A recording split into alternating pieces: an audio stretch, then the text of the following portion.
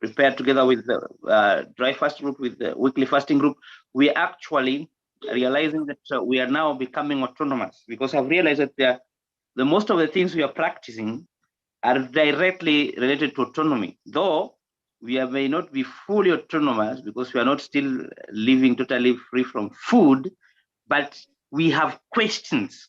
By the way, me personally, I have a lot of questions on how to find this path possible.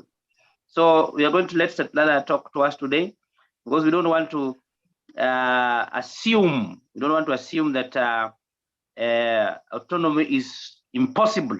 Yet if somebody else is practicing it, why is it that it could be possible for others? Maybe it's just because of information that we are lacking somewhere. Okay, I just want to translate it to her. Okay, Света, значит, Фредерик говорит, что, ну, как бы в его группе он и другие люди более и более ощущают себя автономными.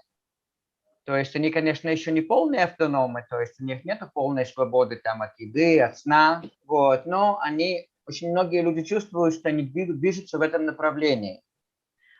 И он говорит, что мы не можем сказать, что этого не существует, потому что есть люди, которые практикуют это, которые живут этим. Вот, поэтому нам необходима дополнительная информация. Вот, и Светлана нам в этом поможет. Но я на марафонах как раз об этом и говорю. И я как раз говорю, что жизнь без еды и без жидкости – это маленькая ступенька к следующему этапу. То есть это не конечная цель. Это если люди практикуют, то они видят, как раскрываются перед ними следующие грани.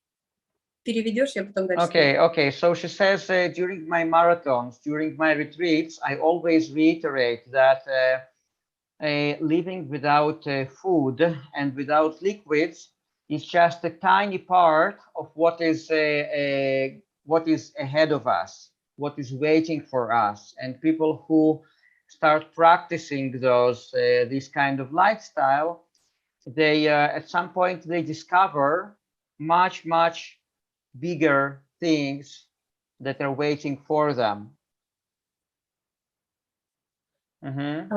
И следующие грани, когда раскрываются, то человек понимает, что жизнь без еды и без воды – это всего лишь ступенечка, и когда ты идешь в следующие познания, то у тебя просто пропадает желание есть и пить. Это уже неинтересно становится. И как раз про следующую ступеньку я и говорю, про клеточное развитие, клеточный уровень. Okay, so she says that during this, when a person discovers what is ahead of them, the next steps, then they naturally, their desire or to eat or to drink stops naturally, because it becomes not interesting anymore. And that's exactly, and I'm talking exactly about those next levels, working on the cellular level, like cellular development. Да, и поэтому у меня на сегодняшний день марафоны, они полностью поменяли концепцию от того, что было. То есть то, что было, это предыдущие марафоны, это такой как начальный уровень, я бы сказала, игровой. А сейчас уже более глубокие познания. Yeah, so she says, I've changed the whole concept of my retreats. In the beginning, it was kind of a play, kind of a play of children's play. But now, we are going much deeper.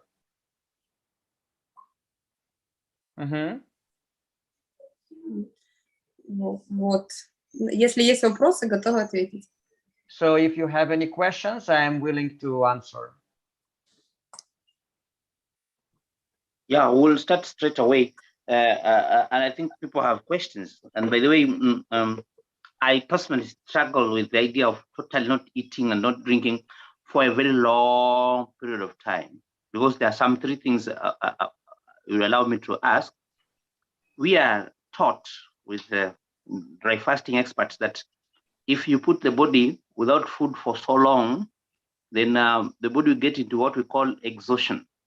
So I wonder how a person now stays without food for quite a long time without that exhaustion effect.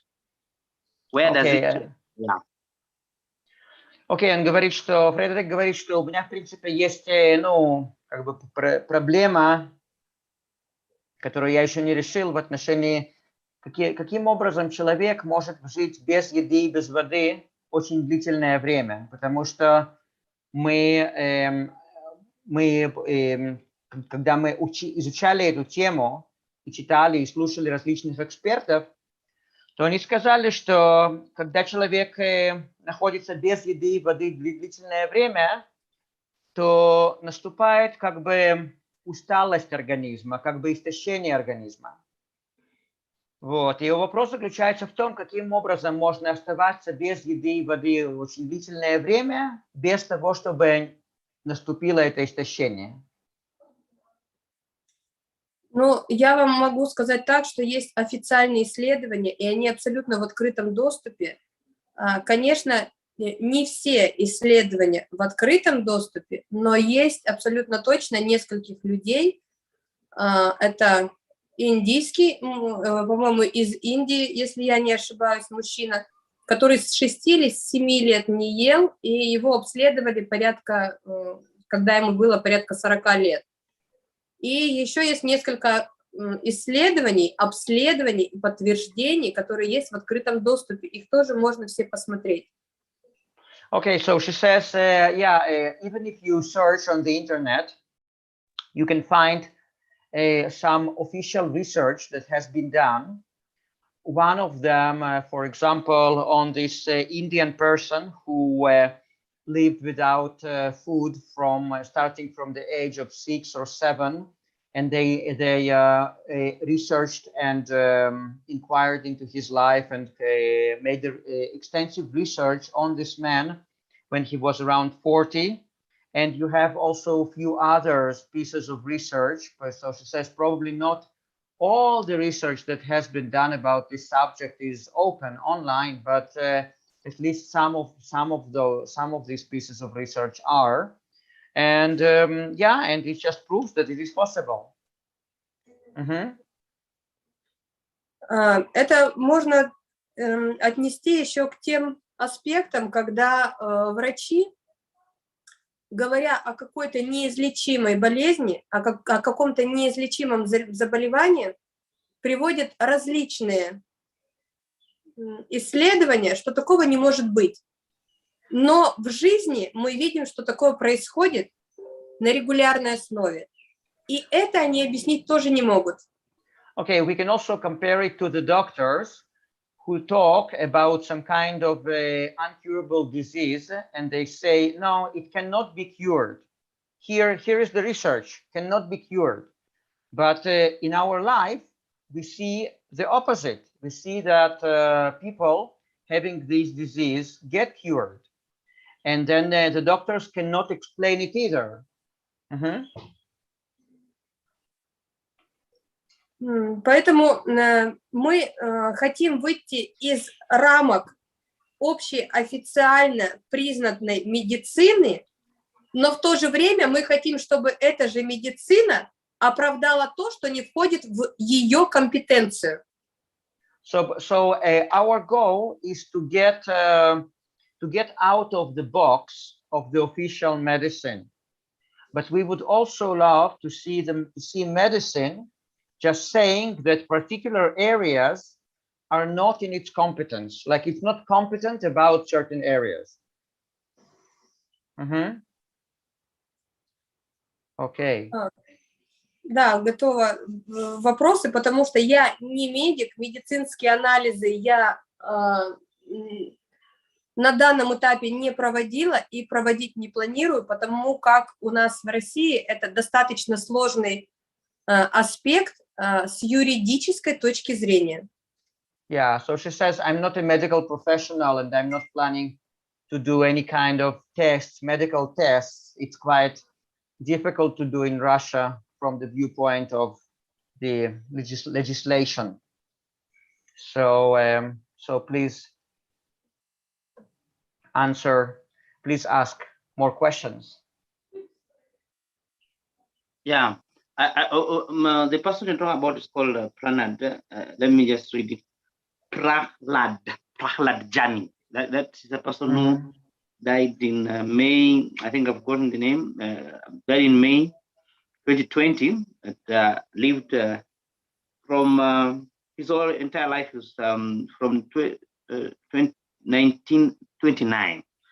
But this guy, they placed it under even at a test. I think they observed him for 14 days. I think his is by the Indian doctors. I think they placed him under observation, and his was very clear that he was living without food. But this was a guy living in the cave and meditating. And he said, I remember reading that thing, that there was some energy getting through to him through this. There was if there's a person from India, you can let me know how you call it. Yeah, there's some point here where he would get the energy from, he was saying, a being from God or somewhere. And meditation. So it's possible anyway. We don't want to go to so many other stories because of him proving that it's possible. But then, how comes, now this is where the problem comes in. How come, like I'm going to get you a proof here, where a person had to die. The person was in a vegetative state for some years. This was a US case where there was a person who got an accident. She was a lady, got into a vegetative state for very long, and then it got a case where the parents had to ask the court to order the doctors to let her die. This person was under support for long, but then when the parents won the case, in short, when they lifted everything, she stayed without food, without water for 12 days, and then the person died. So when I relate these things, sometimes they mix me up. Some people also commit suicide. Yeah, some people also commit suicide with just staying without food and drinking, and they'll just stay up to a point and then they die. So this is just the aspect of without food, the autonomy, food and autonomy. Yeah, I mean, Eric, just so that we go to the other details of the other things that she's talking about, but we deal with the idea of not eating fast. Yes. Yeah. Окей, Света, значит, но он говорит, что он просто делится своими соображениями, своими, как бы, ну, что ему трудно понять это. То есть он говорит, да, вот этого вот индийского человека звали Прахлад Джани, и он находился под наблюдением, и выяснили, что, как бы он сам говорил, что, или кто-то другой выяснил, что как бы через третий глаз там есть какой-то луч света, он, по-моему, говорил, что это от Бога, который заходит туда и дает ему питание, но в любом случае, то есть как бы это доказано, что это было возможно.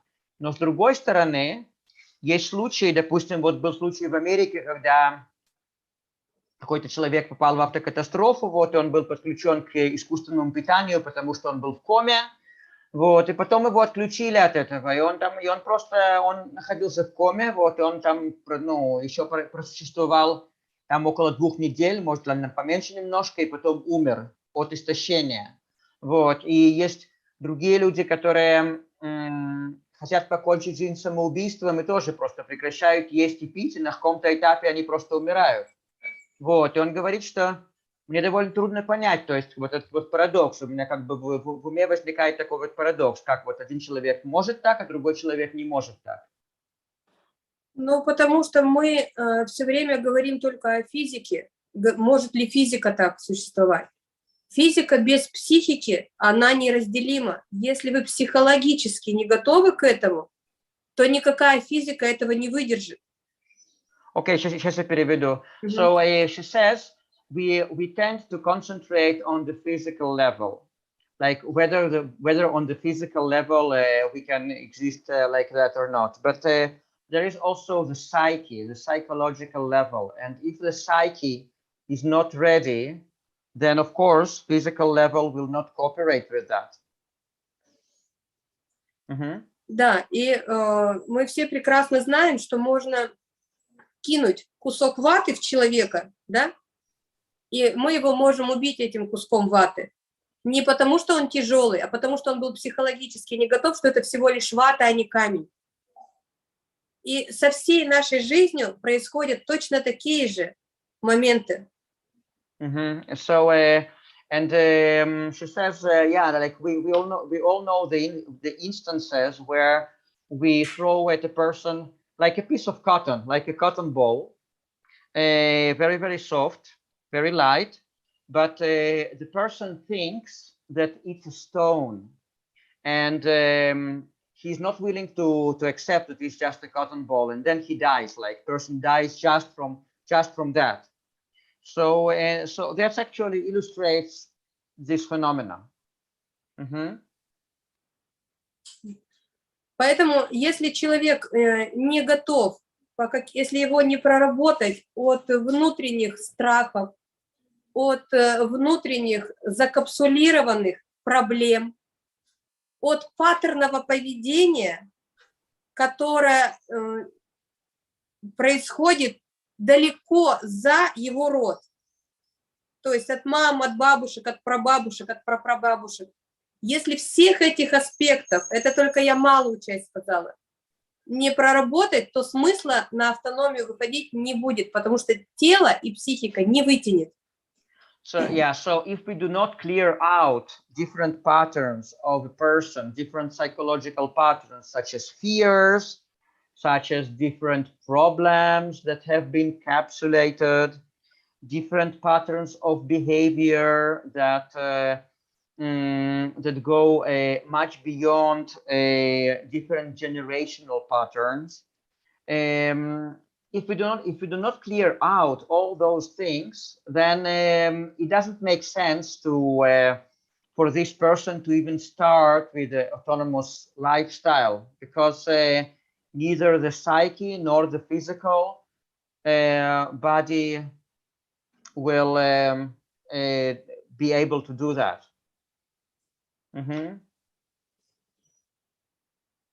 Вот, поэтому необходимо, конечно же, прорабатывать все наши темные уголочки в самых-самых непредвиденных местах внутри нас. И только прорабатывая их, мы выходим на каждый новый уровень отказа от еды, то есть на малоедение. Но это, опять же, повторюсь, не основной, это всего лишь инструмент, чтобы вы познали намного больше, чем вы есть. So therefore, by clearing of those patterns, those kind of dark points of charge, you could say, dark points in our psyche, we discover a higher and higher level of the ability not to have physical food. But again, I would love to, or eating very little. But again, I would love to reiterate that it is just a tool in order for you to discover something bigger. It is not the aim in itself. То есть я как бы сказал, что это не самоцель, а это просто инструмент для познания высшего. So it's not an aim in itself, it's just a tool for getting to know something much bigger and much higher.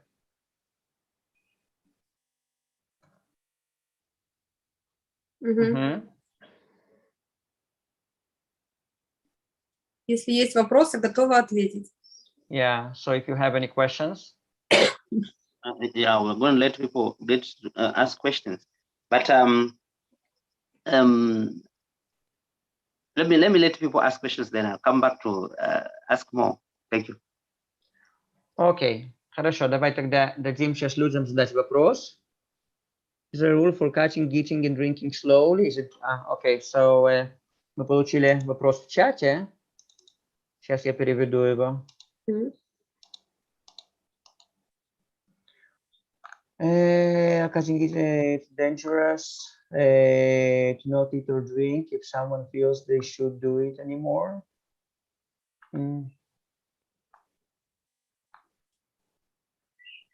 Feels.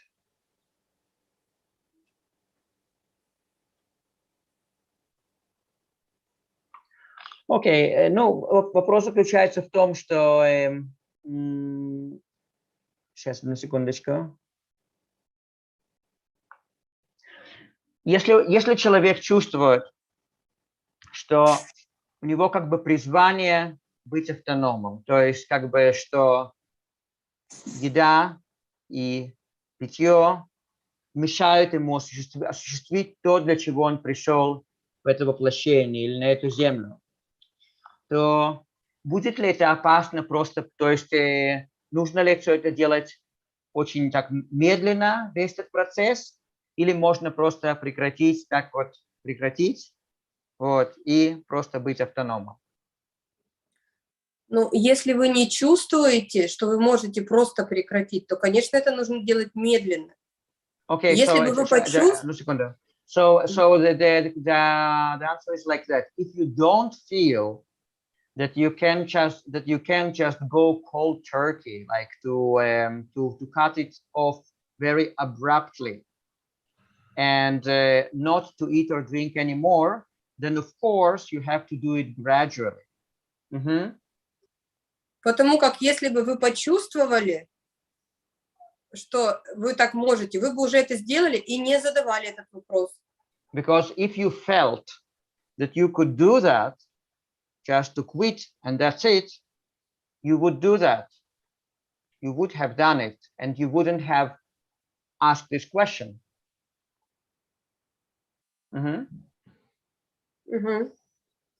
Okay. Turning point that allows her to believe that she can do go, no, so, of just doing prolonged fasts. Окей, ну следующий вопрос такой относительно личный, то есть в твоем случае, когда ты почувствовала однозначно, чтобы когда была такая переворотная точка, что ты почувствовала, что тебе уже не нужна как бы физическая еда, вода, что это как бы выходит за рамки просто продолжительных голоданий, и уже это как бы становится автономией. В твоем случае, как это было? Ну, ребят, я уже несколько раз говорила, что в моем случае было все не так. У меня не было выбора. Я была смертельно больна. So I've already told few times that in my case, I did not have a choice because I was sick with their deadly illness.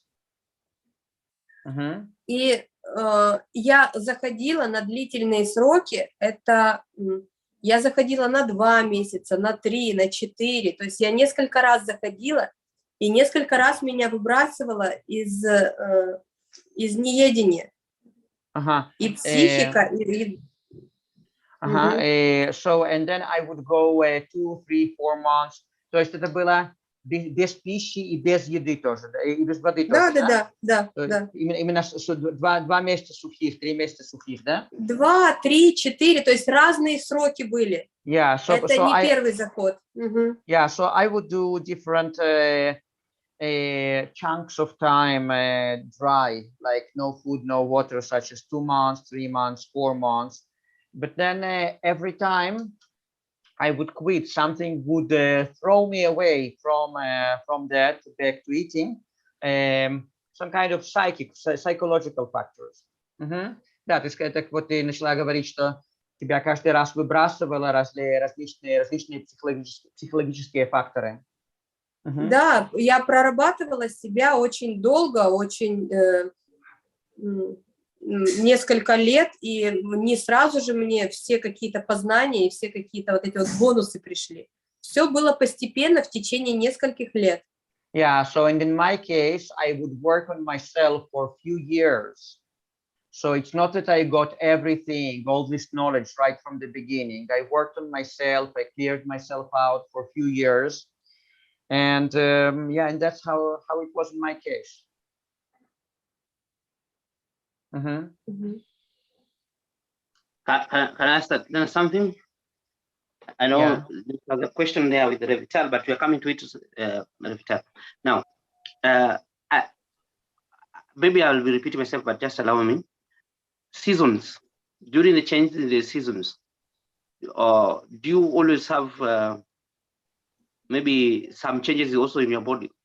Or autonomy is doesn't care about the change in the season. If it's cold, hot, summer, winter, spring, there's nothing that affects the body in one way or another during these seasonal changes. Is that maybe even towards, we can relate it to weight or anything? Yeah. Do you feel anything? Yeah, during those changes. Окей, Света, у него вопрос в отношении перемен времен года. На автономии, на автономном образе жизни есть какое-то влияние перемены времен года на тело, то есть это может быть либо что-то связанное с температурой, либо что-то связанное с весом тела и так далее? Ну, прям таких основных каких-то вот прям нет, потому что каждое время года, но климат, конечно, хочется выбрать благоприятный под самого себя. То есть я сейчас живу на юге, и сейчас я переехала к морю, и я купаюсь в море круглый год, то есть и зимой, и летом. Зимой для меня море более комфортное. Мне нравится холодное море. Okay, сейчас дай мне перевести. Okay, so she says, so I haven't noticed any drastic changes, but in speaking generally, it would be the best for the person to find a place, a location with adequate climate for themselves. For example, she says, in my case, I live in the south. I have recently moved to a place near the sea, and I like to swim, to bathe in the sea all year round. And I must tell you that the sea in the winter feels more comfortable for me, like this cold temperature of water feels more comfortable for me than in the summer.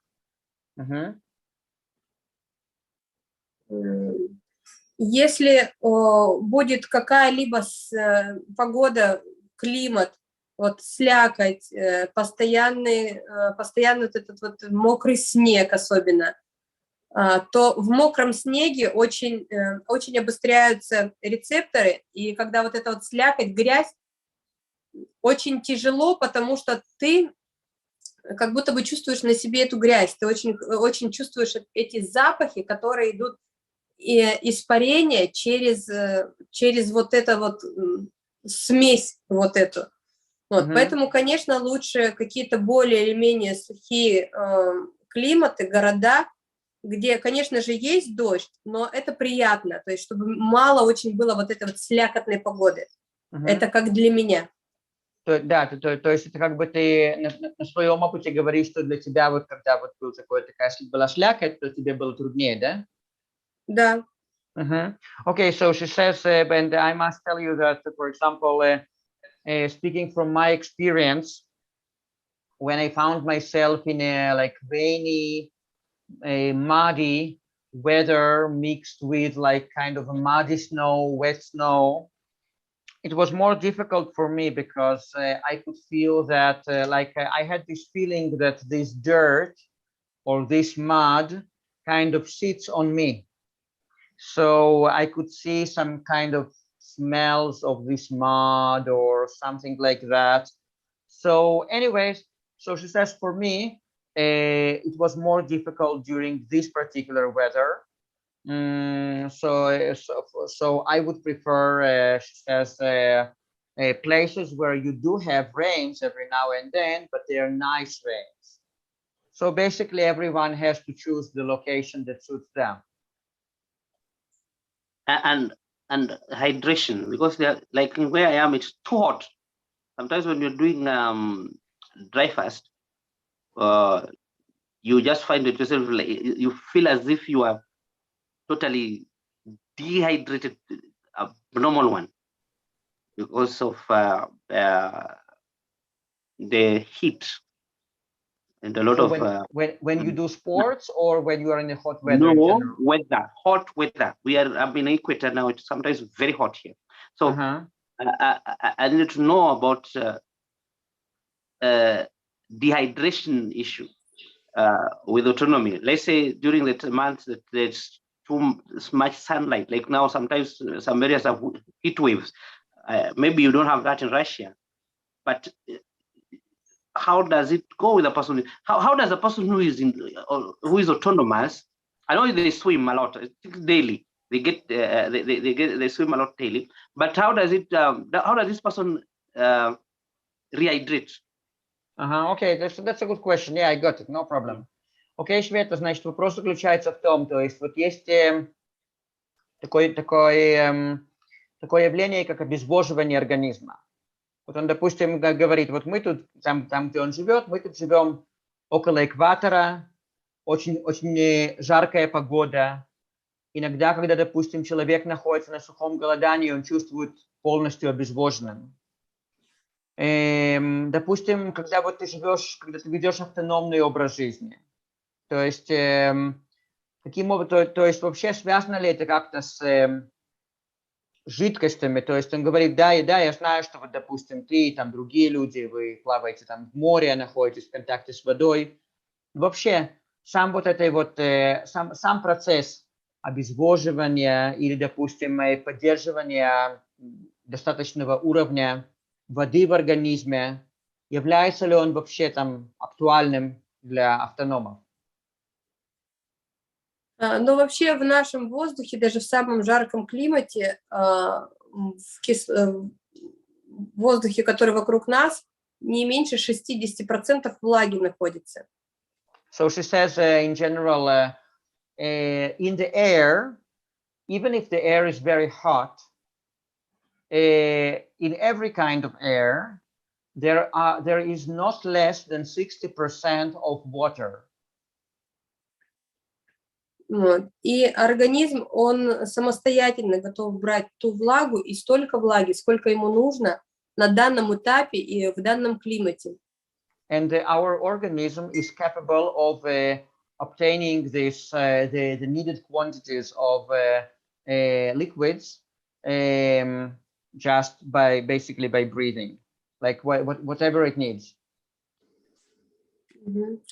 Вот, поэтому я как раз про воду рассказывала уже несколько раз, и наш организм, это официальная медицина, официально признанный факт, что наш организм в течение суток вырабатывает до 2 литров воды, своей собственной. And it has been recognized by the official medicine that our organism produces up to 2 liters of water in 24 hours. Света, а каким образом организм получает воду? То есть как бы через дыхание и через кожу, да, получает воду из воздуха, да? Да, да. So she says that our organism gets water through breathing and through the skin. Okay, Fredrick. Я знаю, что есть люди, которые находятся без жидкости и без еды, которые живут в очень-очень жарких странах. So, and I know that there are people who live without food and without water, and who live in very hot countries.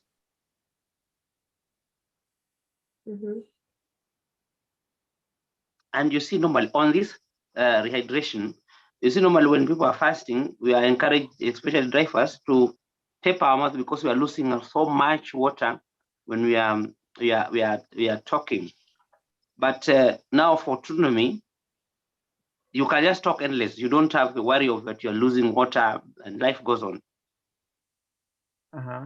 So, вот он говорит, Света, ну это, я не знаю, это вопрос это или просто как бы размышление. То есть он говорит, что, допустим, есть люди, которые голодают на сухую длительное время, вот, и они даже заклеивают свой рот липкой лентой для того, чтобы не терять влаги при разговоре, там, все такое, вот. Он говорит, в принципе, на автономии можно как бы не думать об этом даже, то есть ты как бы, у тебя нет такой вот мысли, что там потеряешь влагу, если будешь много разговаривать и т.д. и т.п. Я считаю, что мы идем к жизни без еды и без жидкости только лишь для того, чтобы убрать ограничения. А если мы будем из одних ограничений прыгать в другие ограничения, то зачем тогда этот весь процесс? So she says, I think that we move towards this lifestyle without food, without water, in order to get over the borders in our lives. But if we just replace one kind of borders, like half a kilo or 1 kilo for, you know, therapy exercises, because I couldn't do this. Someone is talking. We need to mute them. Yeah, okay. Yeah. Yeah. Anyway, so if we just replace one kind of barriers or one kind of barriers by other barriers, then what is the sense? It doesn't make sense doing it at all. Yeah. Now, me, I'm really like, I just want to do this thing because if somebody else has done it, it's possible. But Он what is говорит, the limitation? он говорит, ну я очень хочу это сделать, потому что если люди делают это значит, что это возможно. Но, but what? Is it that it's our mind that is limiting us, the kind of information you have gotten that is against autonomy, or what exactly is making us, those people have the desire to do this, get limited? Because ever since we started to know you, Svetlana, now it's 1 year, we have no one who has just succeeded in doing this. So I wonder, even myself, I wonder if it is, I really decide anyway, if this thing is possible, then I should also do it. But then I wonder, why is it that we are limited, we can't do it? It's impossible. Yes, yeah. Fredrick, but I didn't get, so we got to know Svetlana 1 year ago, that's what you meant? Yeah, but nobody's still living, all those people who I know, who knew Svetlana with us, nobody's still living this kind of lifestyle. Okay. So I'm wondering why we have this kind of a thing. And actually, with that question, also ask him about if she has trained anyone or she has helped anyone, or is there anyone from her disciples, those who are following her, who have started to live autonomous lifestyle like her. Okay, yeah, good question. Окей, Света, значит, вопрос заключается в том, он говорит, что ну вот, если нам нужно указать и найти что-то, что нас ограничивает, будет ли это наш ум, то есть наши знания, которые мы принесли с собой, или что? То есть почему люди не справляются с этой задачей с автономным образом жизни, то есть что именно нас ограничивает? Вот, и есть еще несколько вещей, связанных с этим. Один вопрос это, то есть вот он говорит, что мы начали наше знакомство с собой примерно 1 год назад, вот, но с тех пор еще ни один человек, которого он знает, не перешел на автономный образ жизни. Вот, и еще одна вещь, связанная с этим, это если кто-то из твоих учеников, там люди, которые проходили твои там семинары или ретриты, которые живут автономным образом жизни, которые именно доказали, что они полностью перешли на автономный образ жизни. То есть вот такие вот несколько вопросов. Ну, первый вопрос – это нет единой инструкции для всех. Каждый прорабатывается индивидуально, по-другому быть не может. Okay, so she says that answering your first question about what limits us, we cannot say that there is something that is uniform for everyone. So everyone has to work on something else. Еще я могу сказать, что я все-таки повторюсь, что я 8 лет шла к тому, к чему я пришла сейчас. Это не за год было, не за 2. Это 8 лет постоянной работы над собой. And I want to repeat myself that I had been, prior to getting into this lifestyle, I had been working on myself for 8 years. So it hadn't been 1 year or 2 years, 8 years. И ребята, все, кто был у меня на ретрите, и некоторые ребята, которые на марафоне, у них изменилось питание, облегчилось. То есть некоторые перешли на малоедение, некоторые перешли на редкоедение, то есть не каждый день, а, например, раз или 2 раза в неделю. У каждого свои результаты, но это еще очень мало времени прошло. Не бывает это все по щелчку, это не волшебство, это работа, большая работа над собой. Yeah, and out of people who participated in my retreats, marathons,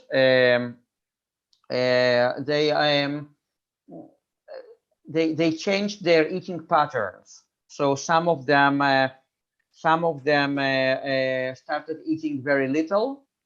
Some of them started eating seldom, maybe one or two times a week. But it is too early to say to talk about fully autonomous lifestyle because there hasn't been enough time yet.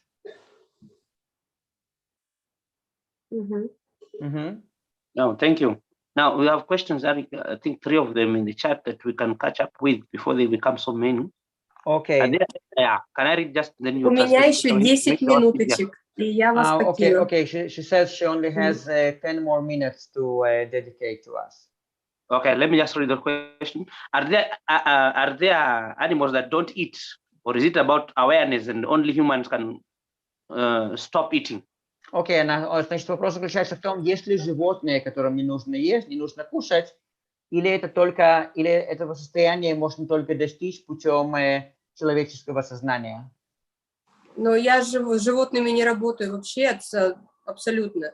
То есть я работаю только с людьми, животные — это абсолютно другие существа, которые живут на абсолютно других вибрациях, и у них абсолютно другой свой мир. Никак не связан с человеком. So she says, I work only with humans because animals are absolutely completely different beings. They have their own vibrations and they live in their own kind of life. So I do not work with animals, cannot say. Can children stop eating if they are not hungry and want to do it? Not forcing at all food or eating is a more healthy way for raising children. Окей, следующий вопрос в отношении детей. Если ребенок не голоден, то можно ли растить ребенка полностью не пихая туда там еду, то есть не заставляя его кушать? Я детей своих... Включай, Ингир. Включай. Я детей своих не заставляю есть вообще. То есть они у меня могут есть, например, несколько раз в день, могут не есть вообще. Если они заигрались или там на море где-то пропадают, они могут не есть вообще. Это их право, это их выбор, и они чувствуют себя абсолютно великолепно в этом состоянии. So she says, I do not force my children to eat anything. So they might, one day they might eat a few times a day, but the other day, for example, they might play somewhere on the beach and not to eat at all, and they feel excellent this way, no problem at all. Okay, another question. If not eating is better, why are we weak and hungry and are drawn to food so much, and every living thing eats? Also, why do we have a digestive system, teeth, and our body is actually designed to eat? Eric, I'm going to add another question about trees. They take water and all that. So let's finish up with that one first, then I talk about that. Окей, вопрос заключается в том, что если это наше естественное состояние, то есть если это лучшее состояние не есть, то почему нас еда так привлекает, и почему, когда мы не получаем еду, мы чувствуем себя слабыми и голодными. И еще та же женщина спрашивает, для чего у нас есть система пищеварения и зубы. Не доказывает ли это, что наши тела именно предназначены для того? Да, но отвечу сразу же со второго вопроса начну. Для чего у нас наш пищеварительный тракт и для чего зубы, это я буду рассказывать на марафоне. Если интересно, пусть присоединяется. So she says, so the question of teeth and digestive tract, I will cover it during my retreat. So if you're interested, you are welcome to join. Yeah, you're welcome to join. But let me ask this question. No, but she hasn't addressed the first one yet. Okay. So, да, первый вопрос. А первый вопрос напомни чуть-чуть, чтобы я поняла. Ну, это самое, почему, допустим, если лучшее состояние, более высокое состояние, это без еды, то почему нас настолько привлекает еда, и почему мы чувствуем себя некомфортно, когда не получаем еду? Потому что мы очень привыкли жить на эмоциях. Эмоция – это не естественная реакция организма. Естественная реакция организма, для чего нам дан аватар, это чувствование, которое скрыто под эмоциями. И об этом я тоже буду рассказывать на марафоне. So she says, answering your first question, why we are so drawn to food and feel uncomfortable without food. So because we are too fixed on our emotions, we live out of our emotions, and that's not. And we have received this avatar, like this body. Avatar это как бы человеческое тело, да? Ты имеешь в виду? Да. So we have received this body in order to live out of feelings, which is the deeper level, which is hidden behind the emotions. But she says I will cover it much more extensively during the retreat. Yes, Fredrick. So I was also thinking that I already know the answer, that she doesn't deal with plants, she just deals with human beings. But let me just ask, trees, living things, they still take water, mineral salts, to sustain their life and actually make their own food. Though they don't move, they don't do what, but they have to, they depend on this water. They depend on the light from the sun to make their. Or is this? How can you talk about? How can you relate this with autonomy, where we just don't need anything, we just okay like that? Yeah. Окей, Света, значит, он спрашивает, ну смотри, вот, допустим, даже растения, они берут определенные минералы из почвы, влагу из почвы, они нуждаются в солнечном свете. Каким образом вот на автономном образе жизни можно не быть зависимыми от всех этих факторов? Это вот такой вот вопрос. Ну, это огромное заблуждение, что растения берут минералы из почвы. Если бы это было правда, то через какое-то время там, где растение, от почвы не оставалось бы ничего вообще, там была бы дыра, растение бы все высосало. So she says there's a misconception that a plant takes its minerals out of the soil, because if it were like that, then it would suck out of the soil everything. Да, но он говорит, ну да, но они также делают свои питательные вещества тоже, но они как бы зависимы от разных других веществ. Они зависимы от солнца, они зависимы от воздуха, они зависимы от климата. То есть каждое растение зависит от климата. На одной территории растут одни растения, на другой территории другие растения. Точно так же и человек. Одному нужно проработать вот такие моменты, Индира. А другому человеку нужно проработать такие моменты.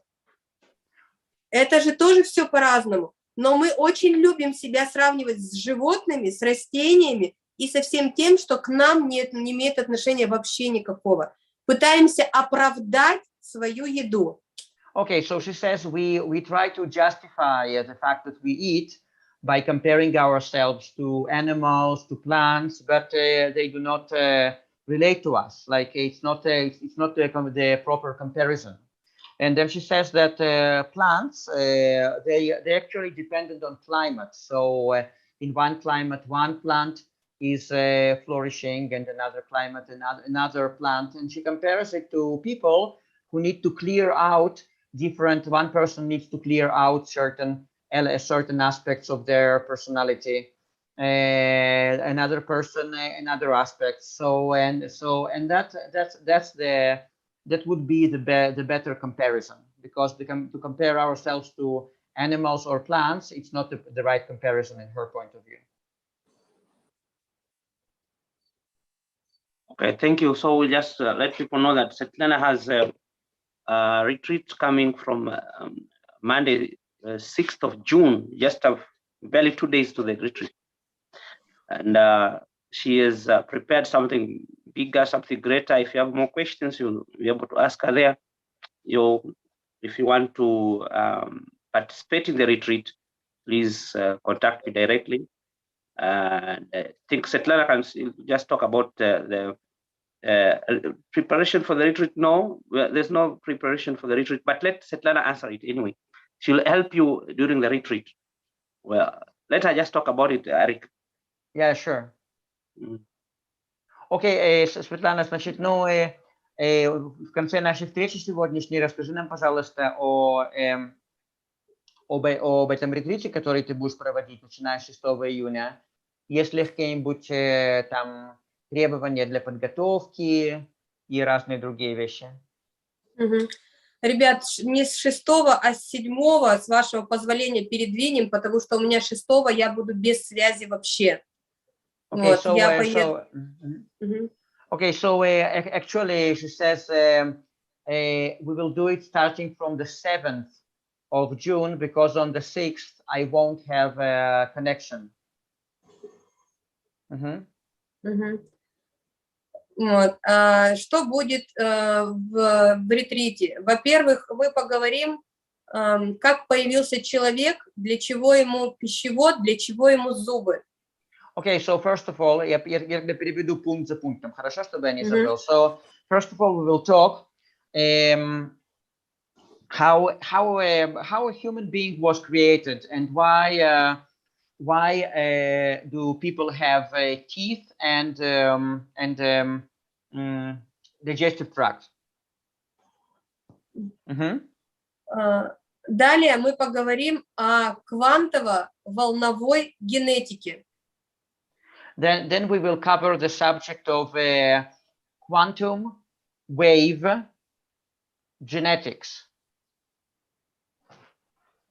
Далее мы с вами обсудим, для чего человеку определенное количество жизни и как он его может расширить. Года, срок жизни. Then we will discuss the subject of how to extend your lifespan, like why you have given particular amount of lifespan and how you can extend it. Поговорим о том, что есть человек и какие наши функции и как их развить, для чего они нам нужны. И в том числе мы затронем вопрос финансов. То есть почему мы можем обладать абсолютно любыми финансами. Okay, so then we will talk extensively about developing different skills and different inner qualities of ourselves, like why we need to develop them, and specifically the finance skill. We will talk about how come a person can have whatever they want, basically. Ну и, естественно, проработаем страхи, поговорим, что такое страхи, что такое эмоции, что такое чувствование. And of course, we'll talk about fears, we'll talk about emotions, we'll talk about feeling. Эти темы мы раскроем. Окей, сколько это дней будет, то есть начиная с 7 и до какого? 7 дней. So it's gonna be 1 week. Окей, Света, слышишь, это самое, вот я просто разрекламировал нашу встречу сегодня как бы о смерти к жизни. Вот, я просто чтобы как бы люди знали, то есть почему ты выбрала именно такую тему для нашей встречи, вот, и каким образом можно именно, даже вне всякой связи, придет человек на ретрит или нет, то есть как бы быть более живым, получить больше как бы энергии в жизни, вот, и может быть мы просто на этом закончим. Я могу сказать такую, может быть, для некоторых людей шокирующую информацию, но на определенном своем этапе развития, на определенном своем этапе развития личном, уже вне еды и вне жидкости, на меня вышел человек, которого возраст далеко за 300 лет. Okay, so first of all, I told her that this meeting of ours was named From Death to Life. So I wanted to ask why she has chosen this particular name, and regardless of the fact if the person is coming for the retreat or not, few tips how to get more energy, more vitality in life. So she says that на каком этапе ты встретила этого человека? Ну, на каком? Ну, наверное, месяца 2 назад. So about 2 months ago, I got a chance to meet a person whose age was beyond 300 years. So более 300 лет, да, ему было?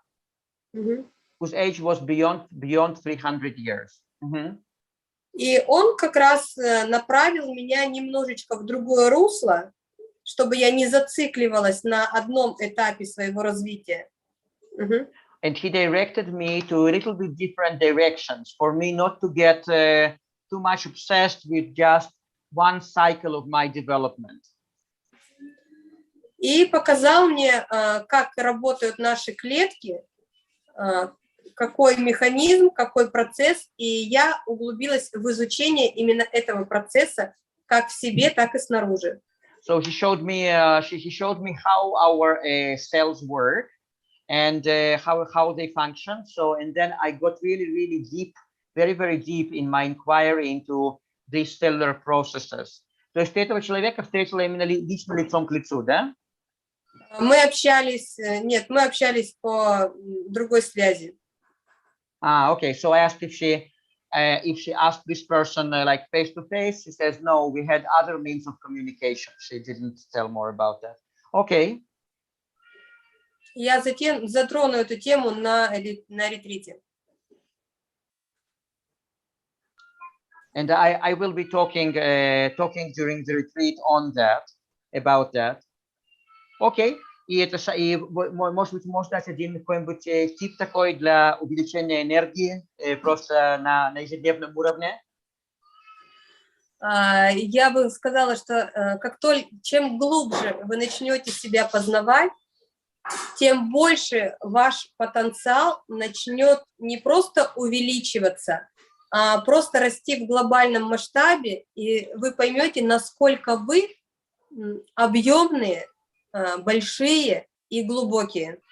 Okay, so and she says as you get to know yourself, I asked her if she can get us to tip or to increase our energy and vitality on a daily basis. So if you as deeper you get to know yourself, so in the same proportion your potential will increase, and with it will come all different aspects of your potential that you're not even aware of. Okay, Fredrick, do you have anything else? So this person living over 300 years is not eating also. То есть вот он говорит, вот этот человек, который живет больше 300 лет, он тоже находится на автономной, как бы он тоже автоном, он тоже не кушает? Да. Yes. Okay, thank you, Svetlana. So anybody who wants to have register with us for retreat, I'm ready for you. Otherwise, we'll let Svetlana go. But if somebody wants to just do a conclusion, one more, when she's still here, you can ask a question, please. Just go directly and ask her. I wrote it in the chat. So isn't there a minimum that we need? Isn't there a minimum that we need in order to sustain ourselves? Света, можно еще один вопрос к тебе, или тебе уже нужно идти? Да, у меня время ограничено прям совсем. Я как раз час выделила, у нас он закончился. Okay, actually she says that she doesn't have time now, like she really needs to go. She only had 1 hour. Just 1 hour. Yeah. Okay, but эта девушка, она будет с тобой в любом случае в твоем ретрите, так что она сможет задать тебе вопрос. Anyways, so she says you will be participating at the retreat, so you will be able to ask this question there. Okay, thank you. Okay. So I have not much. We have just to stop at this point. We say thank you, Svetlana. Thank you, everybody who has already registered with us for the retreat. And Arik, I don't want to mix these things. I don't think what do you think? Should I talk about the other things that we were to talk about? No, I think it's enough. We'll talk about it some other time. Ладно, Света, большое тебе Я спасибо. пойду. Спасибо большое всем. Благодарю. Всех, и пока, счастливо. Всего доброго, пока. Bye-bye. Okay, Fredrick, thank you so much. Thank you so too. much. Thank you. Bye-bye. Thank you. Okay, see you. Bye-bye. Ciao, everyone. Thank you. Hello.